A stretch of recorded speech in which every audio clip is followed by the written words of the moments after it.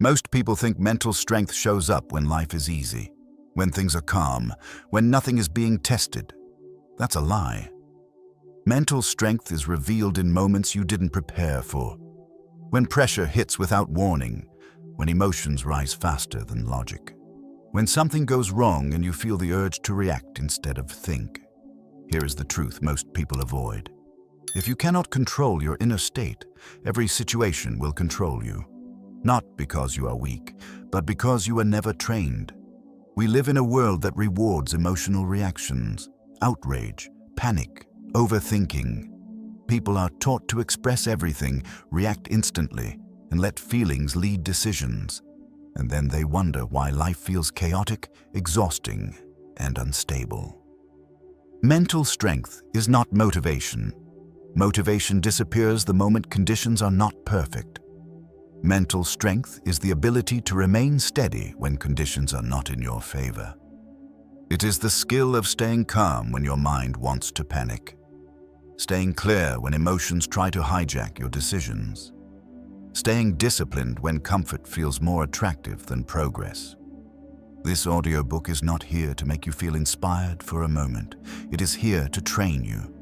Because strong minds are not born, they are built deliberately, repeatedly, under pressure. Most people are strong only when life is gentle. The moment tension appears, they lose focus, they argue, they react, they spiral. They give their power away to circumstances, to people, to emotions they never learned to handle. But mental strength changes that dynamic completely. When you build mental strength, situations stop controlling you. Pressure becomes manageable. Failure becomes information, not identity. Conflict becomes something you navigate, not something that breaks you. Mental strength means you can feel discomfort without running from it. You can hear criticism without collapsing. You can experience fear without letting it decide your next move. This is not about becoming cold or emotionless. It is about becoming stable, clear, unshaken. Because when you cannot manage yourself, no strategy works, no plan survives, no success lasts. Think about the moments that have cost you the most, not the situations themselves, but your reactions to them. The words said in anger, the decision made in panic, the opportunity missed because doubt took control. Mental strength is what stands between impulse and action. It is the space that allows you to choose instead of react, and that space is trainable. In the next 60 minutes, you will learn how to build that space. Not through theory, not through abstract ideas, but through practical mental training you can apply in real situations. This is training for the moments that matter. When things go wrong, when pressure is high, when you are tired, stressed, or emotionally charged, you will learn how to stay calm under pressure, how to handle discomfort without avoiding it, how to think clearly when emotions rise, how to recover from failure without breaking, how to stop needing approval to stay grounded, how to remain focused when chaos surrounds you. Each chapter is designed to strengthen one part of your mental foundation: reaction control, emotional endurance, focus, discipline, clarity under stress. This is not about doing more. It is about becoming harder to shake. Because life does not get easier. Situations do not become more predictable. People do not become more reasonable. But you can become stronger. You can train your mind to handle pressure without collapsing, to face difficulty without avoiding it, to move forward even when conditions are uncomfortable. Mental strength is not loud. It does not announce itself.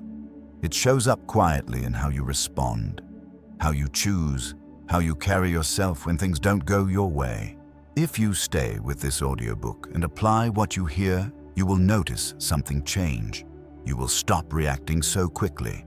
You will start thinking more clearly. You will trust yourself more under pressure. And over time, situations that once overwhelmed you will feel manageable. Not because they became easier, but because you became stronger. You do not need to feel ready to begin. You do not need motivation. You need commitment. This is where mental strength begins. not in comfort, but in the decision to train your mind before life forces you to. Let's begin. Chapter 1. Control your reaction. First, every situation hits you twice. First as an event, second as a reaction. Most people believe the event is what hurts them. It isn't. What damages progress, relationships, confidence, and judgment is the reaction that follows. Someone speaks sharply. Something goes wrong. Plans collapse. Pressure shows up uninvited. And before the mind has time to think, the body reacts. Tension, anger, panic, defensiveness. Words spill out. Decisions are rushed. Energy is wasted. This is where mental strength begins. Not with changing the situation, but with controlling what happens inside you first. Reaction decides direction. If you react emotionally, you surrender control. If you pause, you regain it. Most people never pause. They are trained to react. Emails are answered immediately. Messages demand instant replies. Discomfort triggers avoidance. Criticism triggers defense. A reactive mind lives on autopilot, and autopilot always repeats old patterns. Think back to moments you regret. They rarely come from careful decisions. They come from fast reactions. The argument that escalated, the opportunity ruined by impatience, the mistake made under pressure. Mental strength is the ability to interrupt that pattern. Controlling your reaction does not mean suppressing emotion. It means not letting emotion drive behavior. You're allowed to feel anger without acting on it. You're allowed to feel fear without obeying it. You are allowed to feel stress without letting it dictate your choices. Strong minds feel everything. They just don't surrender control to it. Here is the hard truth. If someone else can control your reaction, they control you. A comment can ruin your mood. A delay can trigger frustration. A small problem can dominate your entire day. That is not power. That is vulnerability disguised as emotion. Control begins with a pause. The pause is not passive. It is active discipline. It is the moment you stop the automatic response and create space to choose. Even 1 second changes everything. That second allows logic to return, breathing to slow, perspective to enter. Without that pause, you are predictable, and predictability is weakness. The world will always provide triggers. Unfair people, unexpected problems, pressure-filled moments. You cannot remove triggers, but you can train your response. This chapter is about building that training. Start with awareness. Most reactions happen before you notice them. The first step is catching the moment when emotion rises. Tight chest, racing thoughts, defensive urge. Need to explain. Need to react. These are signals, not commands. When you notice them, you pause. Not to think deeply, not to analyze. Just to interrupt. 1 breath in through the nose. 1 breath out slowly. That breath is a boundary. It separates stimulus from response. Next, name what is happening internally. Not the story, not the blame, just the state. This is anger. This is frustration. This is fear. Naming creates distance. Distance restores control. Then ask 1 simple question. What happens if I react right now? Most of the time, the answer is clear. More damage, more regret, more unnecessary conflict. This question is not philosophical. It is practical. It reminds you that reactions have consequences. After that, choose a response that preserves control. Sometimes that response is silence. Sometimes it is a short, calm statement. Sometimes it is walking away. Sometimes it is delaying the decision. Strong responses are often quiet. You do not need to win every moment. You need to stay in command of yourself. Controlling your reaction does not make you weak. It makes you unpredictable in the right way. People expect reactions. They expect emotional spikes. They expect you to lose composure. When you don't, power shifts. Calm unsettles chaos. Stillness exposes impulsiveness. Control commands respect without asking for it. This skill takes practice. At first, you will catch yourself after reacting. That is still progress. Then you will catch yourself mid-reaction. That is growth. Eventually, you will catch yourself before reacting. That is mental strength. Train this daily. Start small. When something annoys you today, pause. Breathe once. Say nothing for 3 seconds. That is the exercise. Not dramatic, not impressive, but repetition builds control. Mental strength is not built in big moments. It is built in small interruptions of old habits. Control your reaction first, and everything else becomes easier to manage. You cannot think clearly while reacting. You cannot lead while emotional. You cannot build confidence while out of control. Reaction is the enemy of clarity. Pause is the gateway to strength. Master this, and you take the first step toward handling any situation without losing yourself. Chapter 2. Stay calm. Under pressure. Pressure does not destroy people. Lack of control does. Most people believe pressure is something to escape. They avoid it, delay decisions, or shut down when things become intense. But pressure is not the enemy. Untrained reactions are. When pressure shows up, it exposes whatever system is already inside you. If your mind is scattered, pressure magnifies chaos. If your mind is disciplined, pressure sharpens focus. Calm is not the absence of stress. Calm is control in the presence of stress. Strong people are not calm because life is easy. They are calm because they train themselves to stay steady when life is not. Pressure speeds everything up. Heart rate rises. Thoughts race. Attention narrows. In those moments, most mistakes are not caused by lack of intelligence. They are caused by urgency. Urgency makes you rush. Rushing makes you sloppy.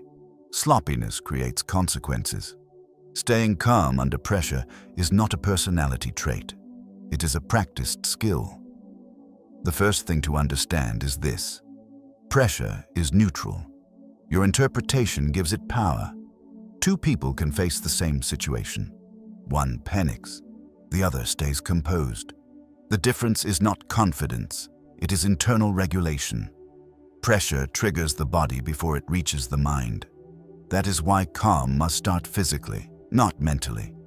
When pressure hits, your body tightens. Shoulders rise. Breathing becomes shallow. Jaw clenches. If you try to think calm while your body is tense, you will fail. The body leads. The mind follows. So calm begins with the breath. Slow breathing sends a signal of safety to the nervous system. It tells your body there is no immediate threat. Only then can the mind regain clarity. When pressure hits, do this first. Slow your breathing down intentionally. Inhale through your nose for 4 seconds. Exhale through your mouth for 6. Longer exhales activate control. Short, sharp breaths fuel panic. Do this twice, not to relax completely, but to stabilize. Stability comes before solutions. Next, slow your movements. Pressure creates the urge to move fast. Fast hands, fast words, fast decisions. This is where errors multiply. Slow movements signal authority. They keep your mind from spiraling. When you slow your body, you slow your thoughts. Then simplify your focus. Under pressure, people try to solve everything at once. That overwhelms the brain. Calm people narrow their attention. They ask one question: what matters right now? Not what went wrong. Not what might happen. Not what people think. Just the next correct action. Pressure shrinks when you reduce it to one task. Calm is not passive, it is precise. You do not freeze. You choose deliberately. Here is another hard truth. If pressure makes you loud, defensive, or aggressive, you're not in control. Volume is often mistaken for strength. It is usually a sign of internal chaos. True calm is quiet. It does not announce itself. It does not need to prove anything. People who stay calm under pressure create a psychological advantage. Others become reactive. They become emotional. They make mistakes. Calm individuals see options others miss. This is why calm is a weapon. It allows you to think when others cannot. It allows you to act when others freeze. It allows you to lead without force. But calm must be trained before pressure arrives. You cannot learn it in the moment. You rehearse it beforehand. Start by exposing yourself to controlled pressure daily. Do things that create mild discomfort on purpose. Cold showers, difficult conversations, time constraints, not to suffer, but to practice regulation. When your body learns that discomfort does not equal danger, calm becomes accessible. Another practice is delaying reactions. When pressure pushes you to respond immediately, wait 10 seconds, not to plan the perfect answer. Just to avoid impulsive behavior. That delay strengthens discipline. Calm under pressure also requires letting go of outcome obsession. People panic because they fixate on results. They fear failure. They fear judgment. Calm people focus on execution. They do what they can control and release the rest. You cannot control outcomes. You can control effort, attention, and response. Pressure feeds on imagined futures. Calm lives in the present action. One more thing. Calm does not mean you feel nothing. It means you feel pressure without letting it distort your behavior. Your heart may still beat faster. Your mind may still feel alert. That is fine. The goal is not comfort. The goal is clarity. When you stay calm under pressure, you conserve energy. You avoid unnecessary conflict. You reduce regret. And over time, pressure loses its ability to intimidate you. Not because pressure disappears, but because you no longer collapse under it. Train calm deliberately. Practice it daily. And when pressure arrives, as it always does, you will remain steady while others unravel. That is mental strength in action. Chapter 3. Train discomfort daily. Most people believe discomfort is a warning sign, a signal that something is wrong, a feeling to escape as quickly as possible. That belief quietly destroys mental strength. Discomfort is not a threat, it is a training signal. Every time you avoid discomfort, you teach your mind that difficulty equals danger. And once the mind learns that lesson, it will do everything possible to keep you weak, cautious, and dependent on comfort. Mental strength is built by doing the opposite. Strong minds do not wait for comfort. They train inside discomfort on purpose. Look closely at your daily habits. You wake up and check your phone instead of sitting with silence. You avoid difficult tasks until the last moment. You seek entertainment when boredom appears. You quit when effort starts to feel heavy. None of this is accidental. It is conditioning. Your mind has been trained to expect ease, and when ease is threatened, resistance appears. Discomfort shows up as tension in the body, as restlessness, as the urge to stop, delay, or distract. This is the exact moment where mental strength is either built or lost. Most people retreat. They negotiate with themselves. I'll do it later. I'm not in the right mood. I'll start tomorrow. Every time you listen to that voice, you reinforce weakness. Discomfort is the price of growth. Avoiding it is the cost of stagnation. Training discomfort does not mean suffering unnecessarily. It means choosing controlled difficulty regularly. Mental strength grows the same way muscles do, through resistance. If there is no resistance, there is no adaptation. The problem is not that life is hard. The problem is that you are not used to being uncomfortable. When discomfort appears, your nervous system panics. It mistakes challenge for threat. Training teaches the nervous system a new lesson. This feeling is safe. This feeling will not destroy me. I can stay here. That lesson changes everything. Start by redefining discomfort. Discomfort is not pain. It is unfamiliar effort. It is the strain of focus, the pressure of discipline, the friction of doing something you don't feel like doing. These sensations are not enemies. They are signals that training is happening. Strong minds stop asking, "How do I feel?" They ask, "What needs to be done?" Not emotionally, practically. This shift removes negotiation. Discomfort loses power when it is no longer debated. The mind loves arguments. It will give you reasons to stop, excuses to delay, stories to justify quitting. Do not argue. Decide once. Execute daily. This is how discipline forms. Training discomfort daily starts small. You do not need extreme challenges. You need consistency. Finish tasks even when motivation drops. Sit in silence instead of reaching for stimulation. Complete the workout even when energy feels low. Have the conversation you are avoiding. These actions seem minor, but they compound. Each time you stay with discomfort instead of escaping it, your tolerance increases. What once felt overwhelming becomes manageable. What once felt impossible becomes routine. This is emotional endurance. Most people rely on intensity. They start strong. They push hard for a few days. Then discomfort accumulates, and they collapse. Strong minds rely on endurance. They move steadily. They accept discomfort as part of the process. They don't dramatize it. Endurance beats intensity every time. Another key principle is this: discomfort must be intentional. Life already provides enough random stress. That does not count as training. Training means choosing difficulty before life forces it on you. Cold exposure, early wake-ups, focused work without distraction, physical exertion, delayed gratification, these are controlled stresses. They build resilience because you remain in control. When you choose discomfort, you tell your mind, "I decide when difficulty enters my life." That sense of agency strengthens confidence. You are no longer a victim of circumstances. You are an active participant in your own conditioning. There will be days when discomfort feels heavier than usual.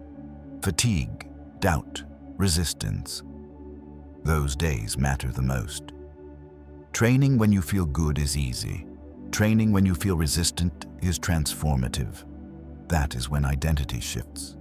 You stop seeing yourself as someone who needs ideal conditions. You become someone who moves regardless of conditions. Discomfort stops being something you fear. It becomes something you recognize. A familiar signal, a known sensation. Not pleasant, but no longer intimidating. Over time, something changes. You stop reacting so strongly to stress. You recover faster from setbacks. You remain functional under pressure, not because you are tougher by nature, but because you trained. Mental strength is not about never feeling discomfort. It is about refusing to let discomfort dictate behavior. Feel it, acknowledge it, move anyway. This chapter is not asking you to be harsh with yourself. It is asking you to be honest. Growth demands friction. Avoidance creates fragility. Train discomfort daily, and you build a mind that does not collapse when things get hard. That mind can handle pressure. That mind can stay calm. That mind can move forward when others retreat. Discomfort is not your enemy. It is your training ground. Chapter 4. Think clearly when emotions rise. Emotions rise faster than reason. That is not a flaw. It is biology. Before logic has time to speak, emotion has already made itself known. The heart tightens. The mind floods with stories. Urgency appears where patience used to be. Most people believe the problem is emotion itself. They try to suppress it, deny it, or pretend it isn't there. That only makes things worse. Mental strength is not about eliminating emotion. It is about thinking clearly while emotion is present. You will never live a life without emotional reactions. What you can change is whether those reactions control your decisions. Every emotional surge carries energy. That energy can either distort your judgment or be directed with discipline. Weak minds obey emotion. Strong minds observe it. The moment emotion rises, clarity is at risk. Anger narrows perception. Fear exaggerates threats. Excitement blinds judgment. Sadness drains motivation. These states do not tell the truth. They amplify one part of reality and hide the rest. Thinking clearly requires one essential skill: separation. You must separate what you feel from what you do. Most people collapse these two into one moment. They feel angry, so they speak angrily. They feel anxious, so they avoid. They feel hurt, so they retaliate. This fusion creates regret. Clear thinkers insert space. That space begins with recognition. When emotion rises, name it internally, not dramatically, not with analysis, just accuracy. This is anger. This is fear. This is disappointment. Naming does not solve the problem. It slows it down. Slowing down restores choice. Once you name the emotion, stop explaining it. Explanations turn into justifications. Justifications lead to action without clarity. Instead, ask one stabilizing question. What is this emotion pushing me to do? Anger pushes you to attack or defend. Fear pushes you to escape or freeze. Shame pushes you to hide. Excitement pushes you to rush. Now ask a second question. If I act on this impulse, what will it cost me? This is where clarity returns. Emotions are powerful advisors. They are terrible decision makers. Thinking clearly does not mean ignoring emotion. It means refusing to give it the steering wheel. Another critical mistake people make is timing. They try to resolve issues while emotionally charged. They argue while angry. They decide while anxious. They commit while overwhelmed. This is mental sabotage. When emotions rise, the priority is not resolution. It is regulation. You do not need to solve everything in that moment. You need to stabilize first. Regulation starts with the body. Emotion accelerates the nervous system. To think clearly, you must slow it down. Ground yourself physically. Relax your jaw. Lower your shoulders. Slow your breathing. These actions communicate safety to the brain. Only then does reasoning regain access. Clear thinking also requires resisting the urge to personalize everything. Emotion tells you stories. This is about me. They did this on purpose. This always happens.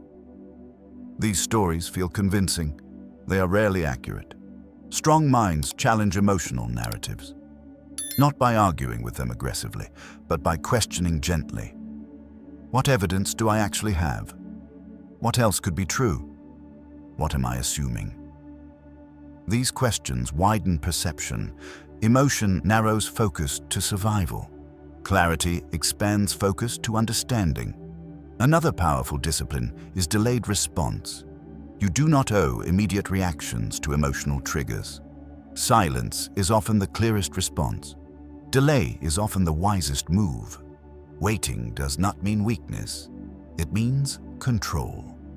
Time drains emotional intensity. What feels urgent now often feels manageable later. Strong thinkers know when not to decide. There is also a deeper layer to emotional clarity. Many emotional reactions are recycled.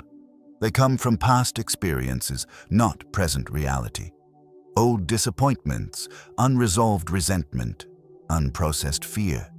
These patterns hijack current moments. When emotion feels disproportionate, it usually is. Clarity improves when you recognize patterns.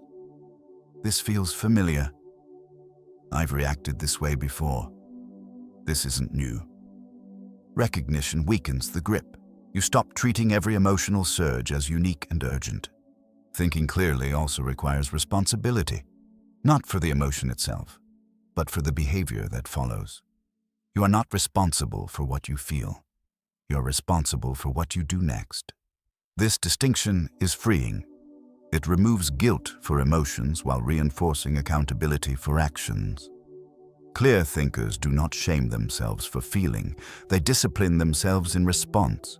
Over time, this creates trust. You begin to trust yourself under pressure. You know you won't self-destruct emotionally. You know you will pause, assess, and choose. That trust becomes stability, and stability attracts respect. The final discipline in emotional clarity is practice. You cannot expect perfect control in intense moments without rehearsal. Practice clarity in small emotional moments, minor frustration, small disappointments, everyday irritation. Pause, name, breathe, choose. These repetitions build neural strength. Eventually, when major emotions rise, the pattern holds. Thinking clearly when emotions rise is not about becoming detached. It is about becoming reliable. Reliable to yourself. Reliable in decisions. Reliable under pressure. Emotions will always rise. That is human. Clarity determines whether you rise with them or get pulled under. Train clarity, and you remain steady while others lose themselves. That is mental strength at work. Chapter 5. Handle failure without breaking. Failure is not the end of progress. It is the test of mental strength. Most people don't fail because they lack ability. They fail because they collapse internally the moment something goes wrong. A plan falls apart. A mistake is exposed. An effort doesn't produce results. And instead of adjusting, they identify with the failure. They personalize it. They let it define them. This is where momentum dies. Failure itself is neutral. What breaks people is the meaning they attach to it. Weak minds see failure as proof. Proof that they are not good enough, not capable, not meant for more. Strong minds see failure as information. Information about timing, about strategy, about preparation, about what needs to change next. The difference is not optimism, it is interpretation. When failure happens, the first danger is emotional overload. Shame, frustration, anger, self-doubt. These emotions are natural, but if they remain unchecked, they distort thinking. Mental strength begins with separating the event from the identity. You failed at something. You are not a failure. That distinction sounds simple. It is rarely practiced. Most people merge the two instantly. I failed becomes I am weak. That fusion drains energy and clarity. Handling failure without breaking requires one primary discipline: containment. You contain the failure so it does not contaminate everything else. Strong minds refuse to let one setback define the entire narrative. They limit the damage. Instead of saying, everything is ruined, they say, this part didn't work. That language matters. Words shape perception. Perception shapes response. The second discipline is delay. Do not evaluate yourself while emotions are high. Do not make long-term conclusions in short-term disappointment. Failure demands distance before analysis.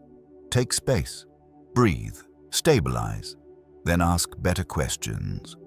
Not why am I like this? Not what's wrong with me? Those questions lead nowhere. Ask instead, what specifically failed? What assumptions were incorrect? What variables did I miss? What can be adjusted? These questions turn pain into progress. Failure always contains data, but only calm minds can extract it. Another reason people break after failure is comparison. They look at others who seem ahead, more successful, more confident, and they assume they are behind permanently. Comparison under failure is poison. You never see the full timeline of others. You only see their highlights and your own low points. Strong minds compare only with previous versions of themselves. They ask, am I learning? Am I refining? Am I improving my process? If the answer is yes, failure is doing its job. Mental strength also requires redefining success. Most people define success as outcome only, win or lose, pass or fail. That definition makes failure unbearable. Strong minds define success as execution quality. Did you show up? Did you apply discipline? Did you act with integrity? Did you stay consistent? If yes, the outcome becomes secondary. This does not remove ambition. It stabilizes it. You can pursue results without being destroyed by setbacks. Another crucial skill is emotional recovery speed. Failure will hurt. The goal is not to avoid pain. It is to recover faster. Weak minds replay failure endlessly. They ruminate. They relive mistakes. Strong minds limit replay time. They set a boundary. I will reflect for this long, then I move forward. Reflection without action becomes rumination. Rumination becomes paralysis. Set a time limit, extract lessons, then re-engage. Momentum returns through action, not thought. Failure also reveals attachment. The more ego you attach to outcomes, the harder failure hits. Strong minds detach identity from results. They care deeply about the work, not the validation. This detachment creates resilience. You can lose without losing yourself. Another overlooked truth is this: avoiding failure weakens you more than failure itself. People play small to avoid embarrassment. They undercommit. They avoid risk. That avoidance builds fragility. Strong minds accept failure as a cost of meaningful effort. They do not seek it, but they do not fear it. When failure arrives, they stay upright. They adjust posture, not self-worth. There is also power in honest self-assessment, not harsh self-criticism, honest evaluation. Strong minds admit mistakes without collapsing. I misjudged. I underestimated. I didn't prepare enough. These statements are not self-attacks. They are ownership. Ownership restores control. Blame weakens. Responsibility strengthens. Finally, handling failure requires perspective. Most failures feel permanent in the moment. They rarely are. Time shrinks them. What feels catastrophic today often becomes insignificant later. Strong minds remember this. They zoom out. They understand that progress is uneven, that growth is not linear, that setbacks are part of the process. Failure is not a signal to stop. It is a signal to refine. If you can fail without breaking, you become dangerous in the best way, because nothing can permanently derail you. You learn, you adapt, you continue. That is mental strength. Failure no longer controls you. It trains you. And once failure loses its power, you are free to pursue your potential without fear. Chapter 6. Stop needing external validation. The moment you need approval, you give away control. Most people don't realize how much of their behavior is driven by the desire to be accepted, praised, or validated. They say what sounds right instead of what is true. They choose what looks impressive instead of what is meaningful. They hesitate, adjust, and compromise. Not because they believe it's right, but because they fear disapproval. External validation feels harmless, even motivating. But over time, it weakens mental strength. When your confidence depends on feedback, your stability becomes fragile. Praise lifts you too high. Criticism cuts too deep. Silence creates doubt. This emotional dependence makes you reactive, not grounded. Strong minds do not ignore others. They simply do not rely on them to define their worth. The need for validation usually begins early. You learn that approval equals safety, that being liked equals belonging, that disagreement risks rejection. So you adapt. You become agreeable, polished, careful. And slowly, your internal compass weakens. Mental strength requires reversing this conditioning. The goal is not arrogance, it is independence. Independent minds can stand alone without becoming isolated. They listen without submitting. They consider feedback without surrendering identity. Here is a critical truth. If you constantly seek approval, you cannot act freely. Every decision becomes filtered through perception. How will this look? What will they think? Will this upset someone? This constant calculation drains energy and clarity. Strong minds shift the reference point inward. Instead of asking, "Do they approve?" they ask, "Do I respect this choice?" Self-respect is stronger than external praise. It does not fluctuate daily. It is built through consistency. The more you act in alignment with your values, the less you need reassurance. Another danger of validation seeking is emotional manipulation. If someone knows your need for approval, they can control you, withhold praise, offer conditional acceptance, use subtle criticism. Mentally strong people are difficult to manipulate because their stability does not depend on others' reactions. They can tolerate disapproval without collapsing. This tolerance is a form of power. To build it, you must become comfortable with silence. Silence is where validation seeking becomes uncomfortable, when no one responds, when feedback is absent, when effort goes unnoticed. Weak minds interpret silence as rejection. Strong minds interpret silence as neutrality. Not everything needs a reaction. Not every action needs applause. Learning to work without recognition is a major step in mental maturity. Another important discipline is separating feedback from identity. Feedback is information. It is not a verdict. When someone criticizes your work, it does not define your worth. When someone praises you, it does not elevate your value. Strong minds extract what is useful and discard the rest. They do not defend reflexively. They do not internalize blindly. They remain steady. There is also courage required in disappointing people. At some point, mental strength demands that you choose what is right over what is liked. This might mean saying no, setting boundaries, refusing expectations, changing direction. Disappointment is unavoidable when you stop living for approval. But disappointment does not equal harm. People adapt, opinions change, life continues. Your integrity matters more than temporary comfort.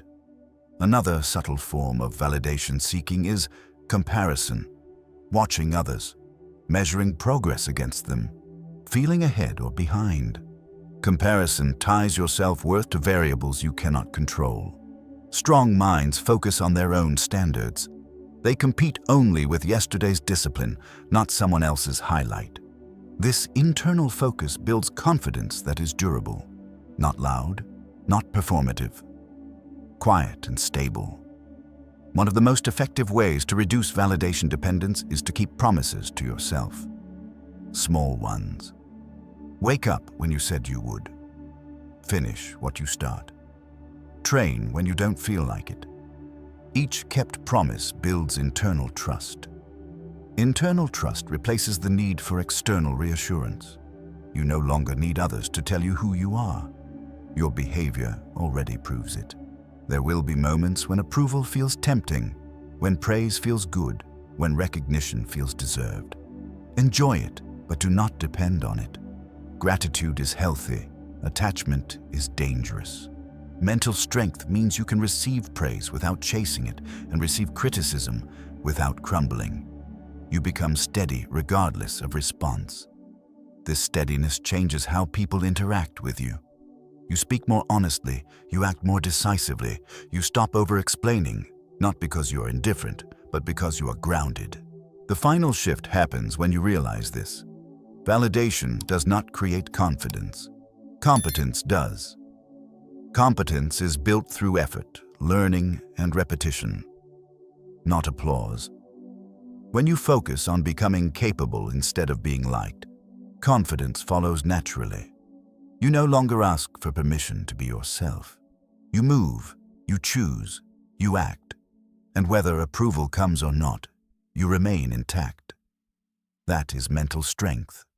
When you stop needing validation, you reclaim control over your decisions, your emotions, and your direction. You are no longer driven by the crowd. You are guided by clarity. And clarity is stronger than approval will ever be. Chapter 7.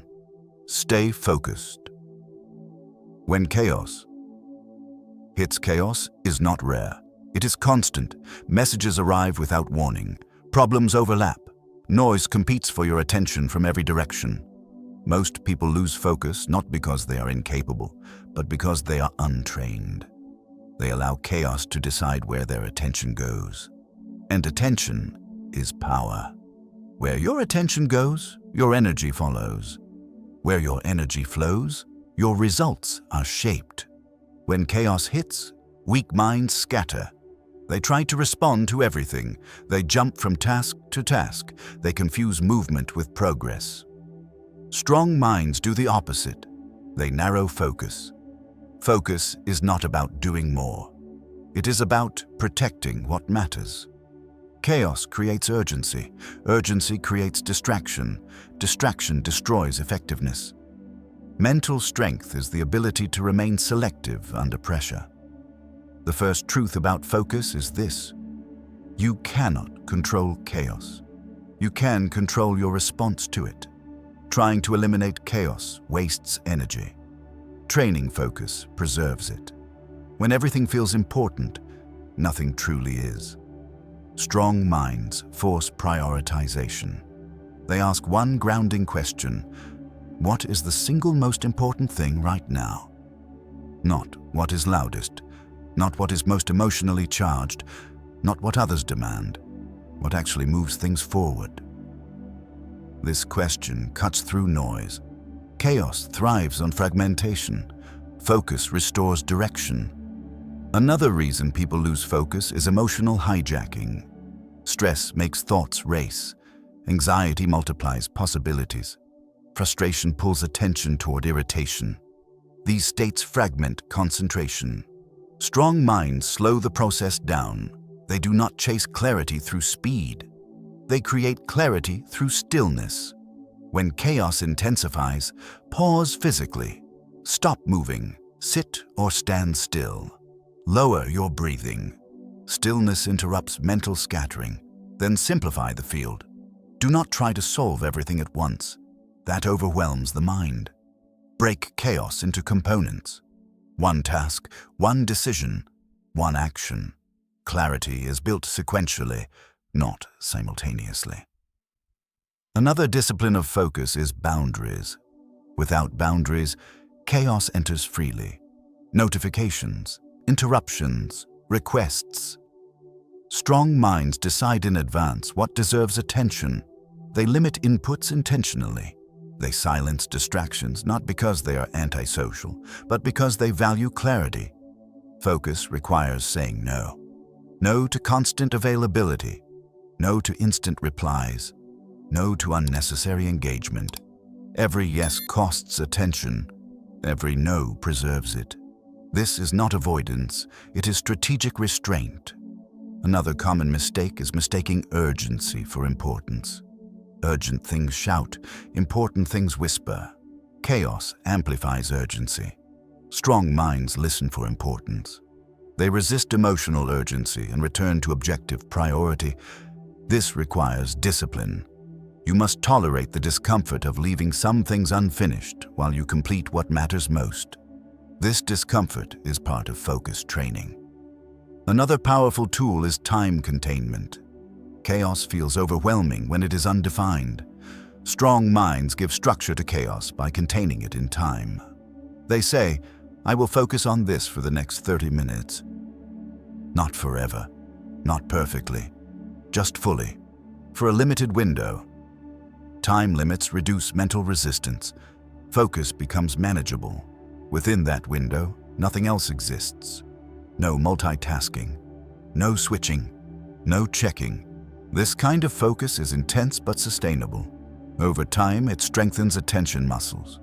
Chaos also tempts people into constant reactivity, responding to every stimulus, answering every demand. Reactivity feels productive but produces little. Strong minds delay response. They do not immediately react to chaos. They observe it first. Observation creates separation. Separation restores control. You do not need to respond to everything immediately. Most things can wait. Focus grows when you decide what deserves your immediate energy.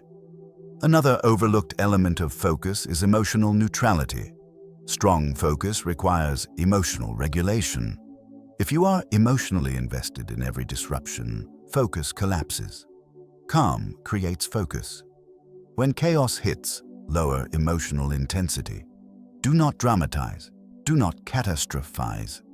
Treat chaos as a technical problem, not a personal attack.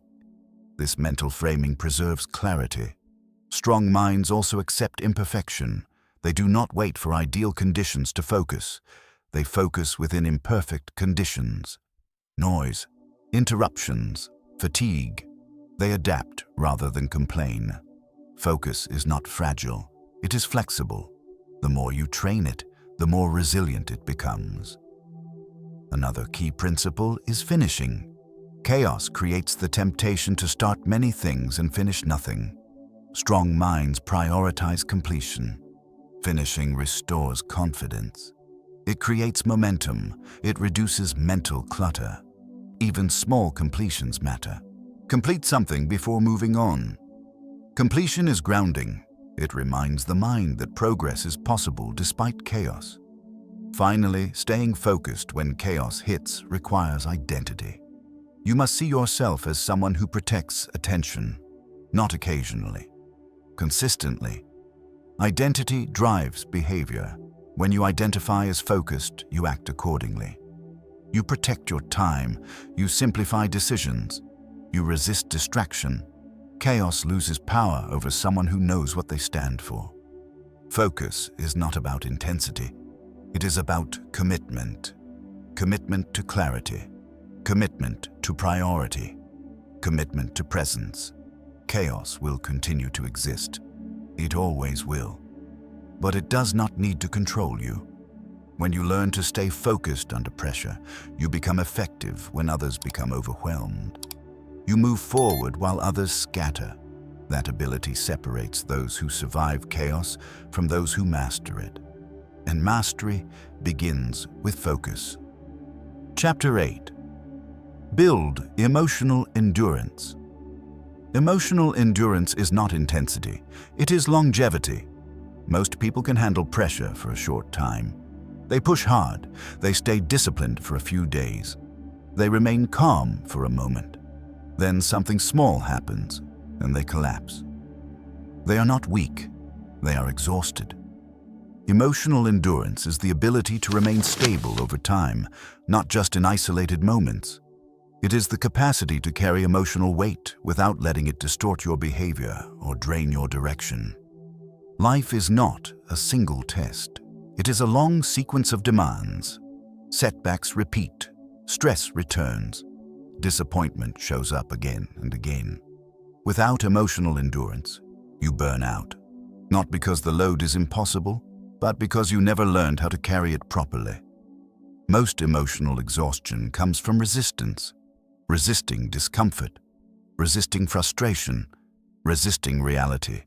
You waste energy fighting what already exists. Strong minds conserve energy by accepting reality first. Acceptance does not mean approval. It means acknowledging what is happening without emotional drama. This is hard. This is uncomfortable. This will take time. No exaggeration. No self-pity. Just accuracy. Accuracy preserves energy. Another major drain on emotional endurance is overreaction. Small problems feel big because they are treated like emergencies. Minor setbacks feel catastrophic because they are interpreted emotionally instead of practically. Strong minds reduce emotional spikes. They flatten the curve. They do not allow every inconvenience to become a crisis. This is not indifference. It is discipline. Emotional endurance grows when you regulate intensity. Not every feeling deserves full expression. Not every thought deserves attention. You choose where to invest emotional energy.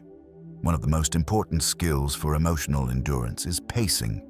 Most people sprint emotionally. They give everything at once. They overcommit. They overexplain. They overreact.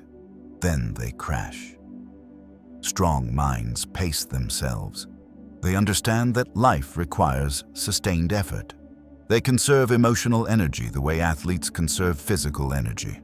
not by doing less, but by doing it more intelligently. Another hidden cause of emotional exhaustion is internal dialogue. Constant self-criticism, constant doubt, constant replaying of conversations. This internal noise drains endurance.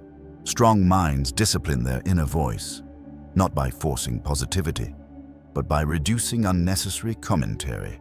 They stop narrating everything. Silence restores strength. When you reduce internal chatter, emotional recovery accelerates. Another key principle is emotional boundaries. Without boundaries, you absorb other people's stress, their moods, their chaos. Strong minds separate responsibility. They care without carrying everything. They understand this distinction. I can support you without becoming destabilized. Emotional endurance requires knowing what is yours to hold and what is not. You are not responsible for managing everyone's emotions. You are responsible for managing your own. This clarity prevents emotional overload. Another discipline is consistency over intensity. Endurance is built through regular, manageable effort. Small daily actions compound. Short moments of regulation, brief pauses, repeated restraint. These habits strengthen emotional muscles. Most people wait until they are overwhelmed to practice control. That is too late. Strong minds practice endurance when things are manageable. They treat emotional regulation like training, not emergency response. There is also a crucial shift in expectation. Weak minds expect life to stabilize before they do. Strong minds stabilize themselves regardless of life. Waiting for conditions to improve is a form of dependence. Endurance comes from adaptability, not hope. Another important aspect of emotional endurance is recovery. Endurance does not mean never resting. It means resting effectively. Rest is not distraction. It is restoration. Scrolling, numbing, and escaping do not restore emotional energy. They delay recovery. Restoration comes from stillness, sleep, physical movement, silence. Strong minds schedule recovery deliberately. They do not wait until exhaustion forces it. Recovery is part of discipline. Emotional endurance also requires honesty. Pretending you are fine when you are not drains strength. Suppressing emotions creates internal pressure. Strong minds acknowledge emotions without indulging them. I'm tired. I'm frustrated. I need to reset. Acknowledgement releases tension, then action follows. Another factor is meaning. Endurance increases when effort feels purposeful. When you know why you are carrying the load, the weight becomes tolerable. Strong minds reconnect to purpose during emotional fatigue. They remind themselves why this matters. Purpose anchors endurance. Without it, every effort feels heavy. With it, effort becomes investment. Finally, emotional endurance grows through identity. You must see yourself as someone who lasts, not someone who reacts quickly and burns out, not someone who needs constant relief, someone who can remain steady. Identity shapes behavior. When you identify as emotionally resilient, you act accordingly. You pace yourself, you regulate responses, you recover intentionally. Over time, emotional endurance becomes natural. You stop feeling overwhelmed by repetition. You stop being surprised by difficulty. You stop collapsing under prolonged stress, not because life became easier, but because you became capable of carrying more without breaking. Emotional endurance is quiet strength. It does not show up in dramatic moments. It reveals itself in consistency, in showing up again, in staying steady, in continuing forward when others fade.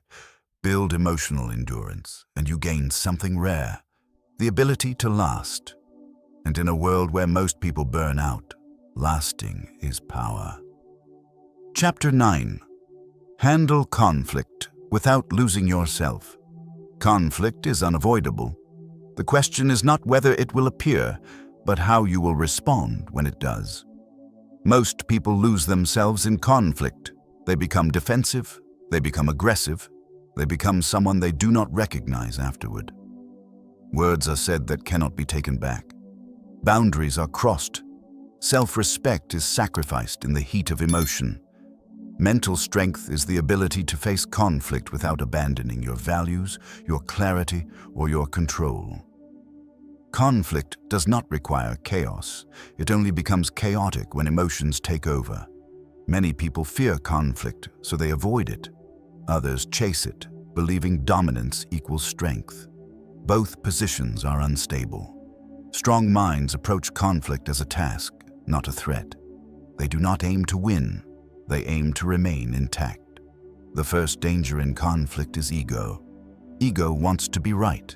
It wants to dominate. It wants validation. When ego leads, listening stops. Strong minds recognize this impulse and restrain it. You do not need to prove your worth in every disagreement. You do not need to respond to every challenge. Silence can be a form of strength. Another critical skill is emotional containment.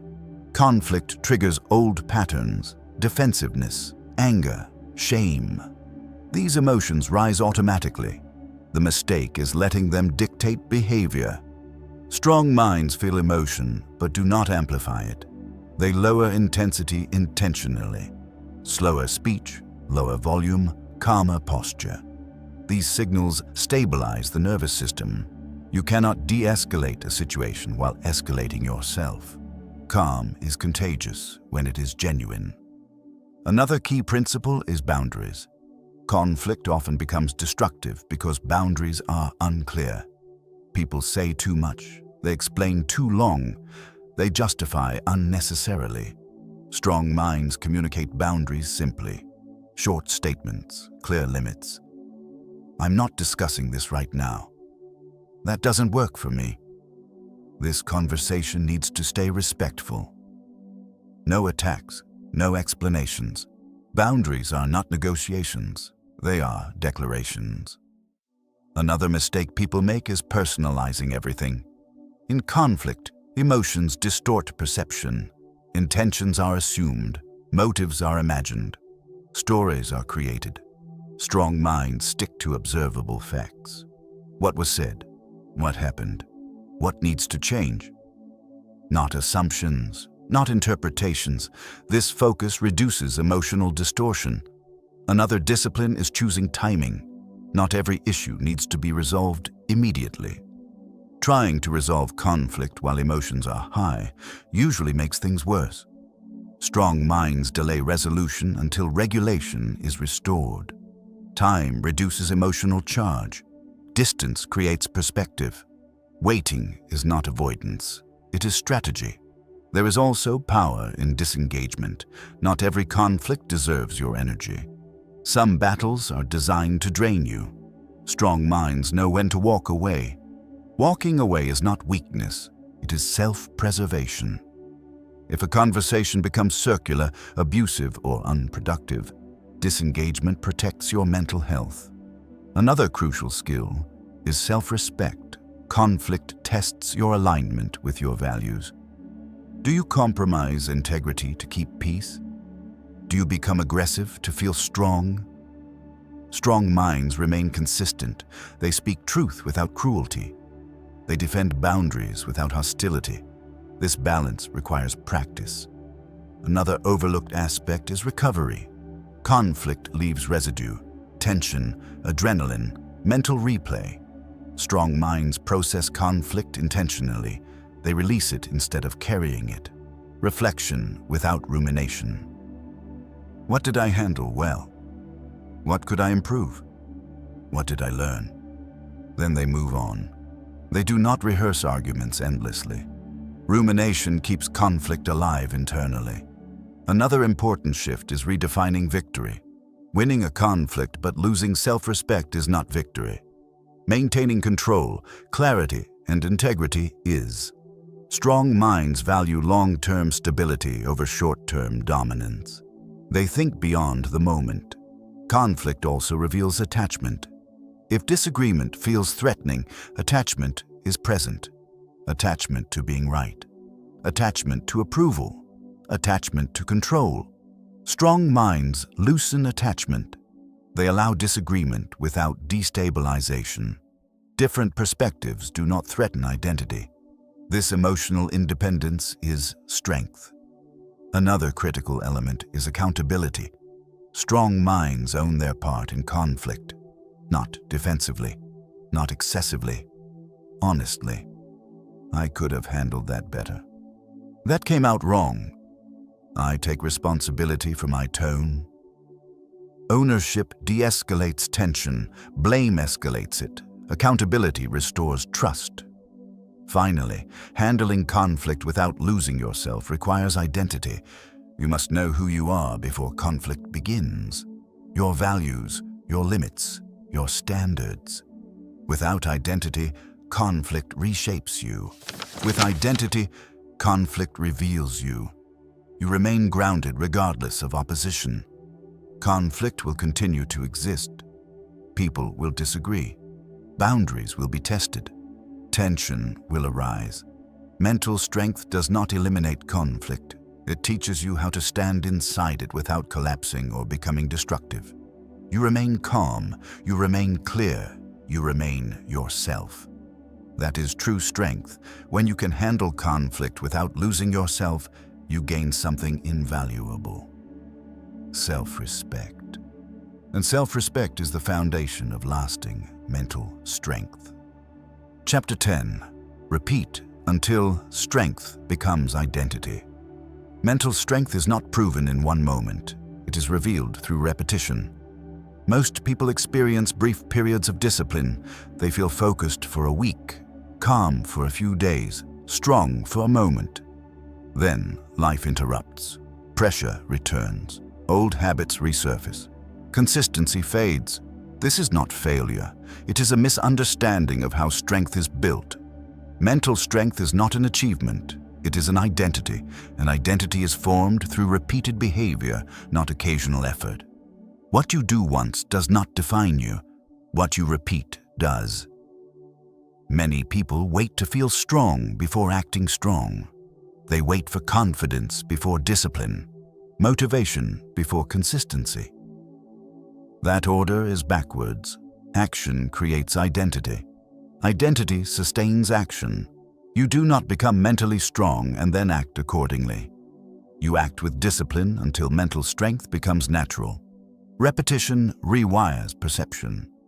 At first, control feels forced. Pausing before reacting feels unnatural. Staying calm feels effortful. Discomfort feels loud. This is normal. The brain resists change. It prefers familiar patterns, even if they are destructive. Repetition is how you override that resistance. Each time you pause, instead of reacting, you weaken the old pattern. Each time you choose discipline over comfort, you reinforce a new one. Each time you stay calm under pressure, you teach your nervous system stability. These moments seem small. They are not. They accumulate. Mental strength compounds quietly. The danger at this stage is inconsistency. Many people practice discipline only when it feels meaningful, only when stakes are high, only when someone is watching.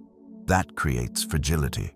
Strong minds practice discipline when it feels ordinary, in small moments, in private, without recognition. That is where identity is shaped. Identity is not built in crisis. It is revealed there. Another critical shift is removing negotiation. Weak habits survive because they are constantly negotiated. I'll do it later. I'll skip today. I'll make it up tomorrow. Strong identities remove negotiation.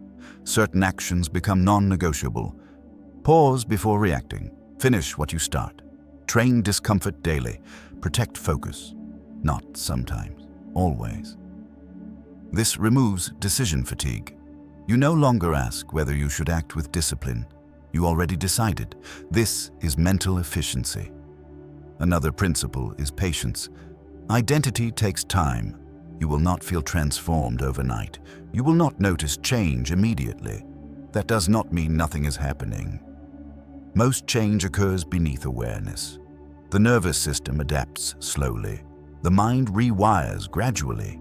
Strong minds trust the process. They do not look for proof every day. They commit to repetition. Another trap is perfectionism. Trying to do everything flawlessly leads to burnout. Mental strength is not built through perfection. It is built through consistency. Missing a day does not erase progress. Quitting does. Strong identities recover quickly. They return to discipline without drama, without self-attack, without excuses. They simply resume. That ability to return is strength. Another powerful element of identity is environment. Your surroundings either reinforce strength or weaken it. Discipline is easier when distractions are reduced. Focus is stronger when boundaries are clear. Strong minds design environments that support their identity. They remove triggers that invite weakness. They add structures that encourage discipline. This is not reliance, it is strategy. You do not test willpower unnecessarily. You conserve it. Identity also requires reflection, not constant analysis. Simple alignment checks. Did I act in line with who I want to be today? Where did I break pattern? What needs adjustment? Reflection guides repetition. Without reflection, repetition becomes blind habit. With reflection, repetition becomes refinement. Another key aspect is humility. Mental strength is not loud. It does not announce itself. It does not seek validation. When strength becomes identity, you stop proving. You start being. You remain calm without effort. You stay focused without force. You handle pressure without drama. Others notice the difference before you do. Not because you changed suddenly, but because you became consistent. There is also freedom in identity-based strength. You stop chasing motivation. You stop relying on moods. You stop waiting for ideal conditions. You act because that is who you are now. That freedom is powerful. You are no longer at war with yourself. The final stage is trust. You begin to trust your responses, your discipline, your resilience. You know you will pause. You know you will recover. You know you will continue. That trust creates confidence that is calm, not inflated.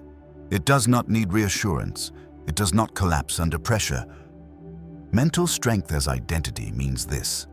No matter what happens, you remain functional. You remain deliberate. You remain grounded. Life will still challenge you. Pressure will still arrive. Conflict will still test you. But you will not revert to chaos. Because strength is no longer something you try to access. It is how you live. Repeat the practices. Return when you slip. Protect consistency. Over time, discipline stops feeling heavy. Calm stops feeling forced. Strength stops feeling exceptional. It becomes normal. And when mental strength becomes normal, you can handle any situation, not because you are fearless, but because you are prepared. That is the final transformation. Strength is no longer an effort. It is who you are. Mental strength is not something you discover in a single moment. It is something you build, layer by layer, through choices most people overlook. Throughout this audiobook, one truth has remained consistent. Life does not become easier. Pressure does not disappear. Challenges do not wait until you feel ready. What changes is how you respond. Mental strength is not about being unshaken. It is about being steady when shaking happens. You have learned that control begins with reaction, that calm is a skill, not a personality. That discomfort is not a warning, but a training signal. That emotions can rise without being obeyed. That failure can inform rather than break you. That validation weakens when it replaces self-respect. That focus must be protected in chaos. That endurance is built through pacing, not intensity. That conflict can be handled without losing yourself. And that repetition is what turns effort into identity. These are not ideas meant to inspire briefly. They are principles meant to be practiced daily. Mental strength is quiet. It does not announce itself. It does not seek attention or approval. It shows up in small moments, when you pause instead of reacting, when you stay calm instead of rushing, when you finish what you start even when motivation fades. Those moments seem insignificant. They are not. They shape how you trust yourself. They define how others experience you. They determine how stable you remain when life becomes unpredictable. There will be days when you slip, days when emotion wins, days when discipline feels heavy. That does not erase progress. Strength is not the absence of weakness. It is the ability to return without self-destruction. Return to the pause. Return to calm. Return to clarity. Do not dramatize setbacks. Do not negotiate with old habits. Simply resume. Mental strength is built through consistency, not perfection. As you continue forward, remember this. You're not training to impress anyone. You're training to become reliable to yourself. Reliable under stress.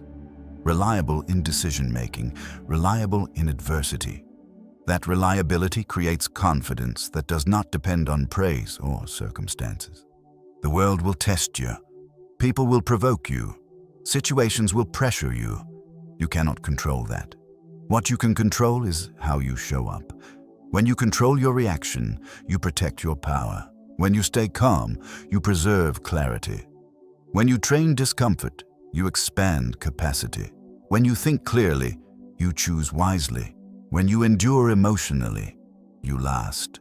When you repeat discipline, you become it. Mental strength is not dramatic.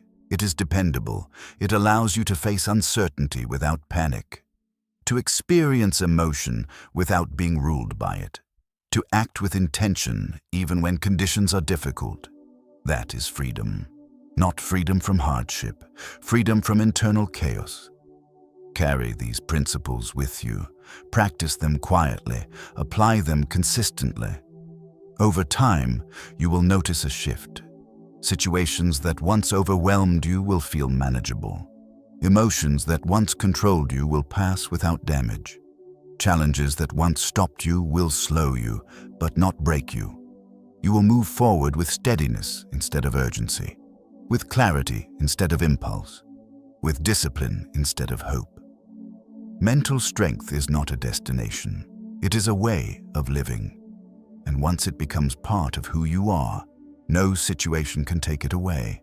This is not the end of training. It is the beginning of a new standard, a standard where you remain calm, focused, grounded, no matter what comes next.